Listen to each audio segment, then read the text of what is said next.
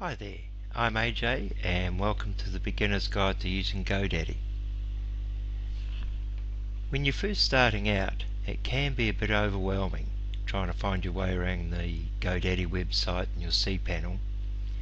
And when you have a problem, can you find any help files for it? Well, not always. I know because I've got the t-shirt, I've been there and done that, and I know how frustrating it can be.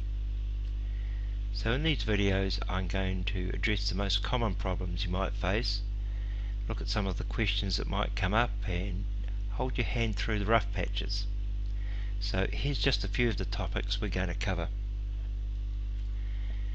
We'll look at the best web hosting package for you, whether that's standard hosting or perhaps the Godaddy Managed WordPress option. What about live chat to get some assistance when you need it? Because it's quite likely you will need it sooner or later. We'll look at that too. And of course we need to consider domains. What is a primary domain and how do we add multiple websites to our hosting account? What about WordPress? Are you planning on using that? If so, then I'll show you how to add WordPress to your website and create and connect up a database. Once your website's live, then you're going to need a way for people to contact you.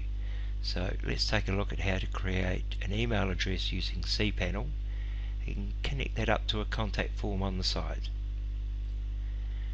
Those are just some of the highlights. There's a lot more we will be covering, such as forwarding domains to your main site, purchasing and installing a certificate, some of the must-have plugins for WordPress, and how to find your way around cPanel.